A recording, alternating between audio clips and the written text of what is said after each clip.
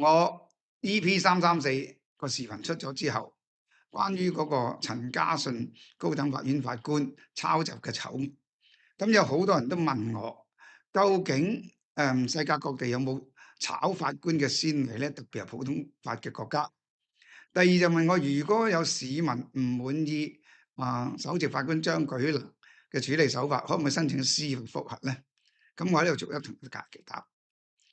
法官被革職嘅先例係有嘅。最早喺英國就係1701年咧，一個巴靈頓勳爵咧就涉嫌咧就挪用咗訴訟當事人嘅錢而被勒令革職。呢個喺英國司法界引起好大嘅震撼，同埋亦都對呢啲法官咧產生一個巨大嘅威懾力，即係話你唔好亂嚟啦。咁另外咧，英國亦都最近咧就出現過咧，有3個地方法院嘅法官同埋一啲移民法官，就一齊喺法院大樓度用法院大樓嘅電腦去睇鹹帶，結果就被勒令革扯，就因為佢哋係濫用政府司法機構嘅資源，係不可原諒。咁所以話俾大家聽，英國就已經有呢個革扯法官嘅先例。另外，我哋睇下美國啦。美國咧革扯法官咧就唔容易嘅，仲難嘅，就要參眾兩院先至可以。但係咧試過美國就歷史以嚟咧就有15個聯邦法官就被彈劾，而8個咧就被革扯，都唔少㗎嚇。咁而嗰啲州嘅法官咧就由州裏邊嗰個委員會去革扯嘅。我哋舉幾個例，美國2010年有一個聯邦法官就好高級啦嚇，嘅法官叫 Thomas， 就因為貪污瀆職就被革扯。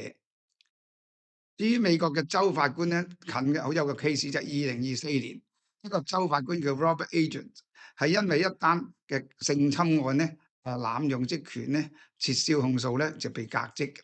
咁即係話英國、美國都有法官被革職，係因為行為不當。好啦，講到加拿大啦，加拿大喺2014年，加拿大2014年有個聯邦法官咧叫 Robert Kemp，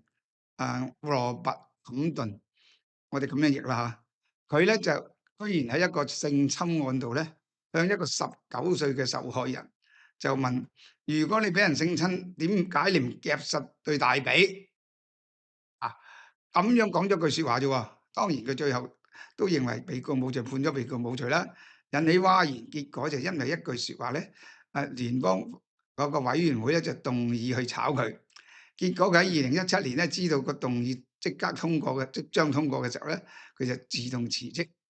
嗱，上述嘅例子咧，可以話俾大家聽，只係我引用呢個美國啦、加拿大、英國，而呢啲國家咧，亦都係我哋香港司法處成日引用案例嘅國家嚟。咁所以我先用翻呢啲案例。咁呢啲咁嘅案例炒法官，同我哋張舉能首席法官，佢由呢個提議對一個30幾年經驗嘅高等法官做出再培訓、精準再培訓，至到後來改口就 ask to resign， 叫佢提早退休。咁呢個處理手法係唔係恰當咧？大家可以從上述嘅例子咧自行判斷，作一比較。好啦，有人跟住問就係話，究竟可唔可以司法覆核咧？答案係唔可以嘅，因為司法覆核一般咧只係適用於咧就對政府嘅行政失當係提出司法覆核，又唔係因為呢個陳家信嘅私人行為，而且呢啲係司法處嘅內部事情，係應該由張舉能首席法官去做出佢認為最恰當嘅處理方法去處理，外人就唔可以置疑。況且司法覆核咧必須要有一個叫做 locus standi， 即係訴訟嘅理據或者叫身份，即係話簡單講，你喺呢個案件裏邊會唔會有利害關係或者利益嘅嘢咧，影響到你咧？如果冇，你就冇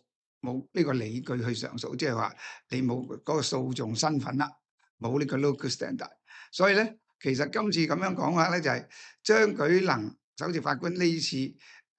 叫呢個陳家信提早退休，已經係最終嘅決定，係無可反駁。當然，盡管如此，我都真係衷心希望司法處能夠自我檢討，提出一啲真真正正嘅改革方案，去加強甚至係話更加穩固我哋嗰個香港司法嘅獨立同埋公信性。多謝大家。